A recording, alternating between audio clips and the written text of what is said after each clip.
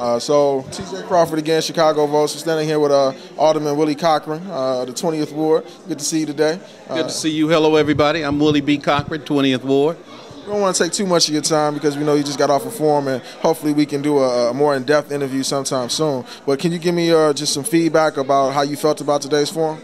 Well, forums are nice to get out in the public with, but when you have 2 minutes to expound on questions about what you're going to do about education and safety and other things like that, it doesn't give you enough time to really, and when they come at you in 3 parts, it's impossible to give people in the audience the real deal. Well, let me take one part then. What will you do for education or the education status for people in your ward?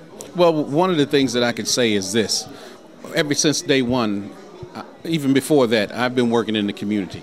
I've sat on the board of community development corporations, been block club leaders, local school councils. I know about education. I am an education advocate. And so what I have been doing, I've brought an international baccalaureate school into Inglewood for grade schoolers going from K through 8 so that they can transition into the new international baccalaureate programs in high school. We've supported urban prep. They came in 3 years ago. I came in 3.5 years ago into Inglewood.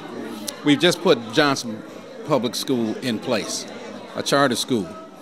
We saved and advocated for various other schools. We've turned around schools. We've gotten public-private partnerships between Norfolk and Southern, Kraft Foods, Kaboom, to put in playgrounds to give $15,000, $20,000 a year to various schools in the ward. Can I stop you for a second? You said you put in a public-private partnership between Norfolk and Norfolk and Southern Railroad. Okay, so could you just expound upon that just briefly? What I did was Norfolk and Southern Railroad is doing some expansion in the ward, and they needed my support to get things done.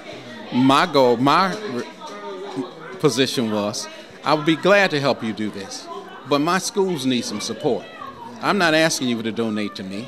I'm asking you to support my schools so that we can take kids on trips, so that they can get that extra experience that they need in seeing things and exposure, so that they can get the books, the internet, the laptops, all of those things. So over the last 2 years, 14 months, Norfolk and Southern has donated over $80,000 to public schools because of the efforts that I've made in that area. And that is what I'm talking about. I'm talking about addressing issues like that in education, not only in the books, school books, but also promoting programs for educators.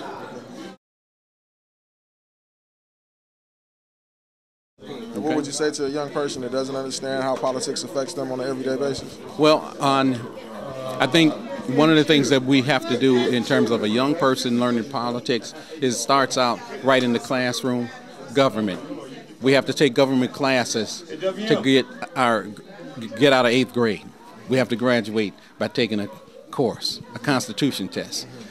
Those things are real. Understanding what legislation is, understanding what the judicial branch is, understanding what the executive branch is. Now, we also need to bring in more government classes into our schools for that. I go to schools on a regular basis. Okay. Go ahead. And I go and visit those schools, and I tell them that a alderman's job is to legislate, and I tell them what a law is. We have to break it down real plain and simple, whatever terms it may be. I think that, speak as if you're speaking to a young person. I'm going to give you a scenario. It's a 21-year-old African-American male from your community that doesn't understand politics, doesn't see why it affects them, doesn't care about this upcoming election. If you're talking directly to them, what would you say? I would tell them this.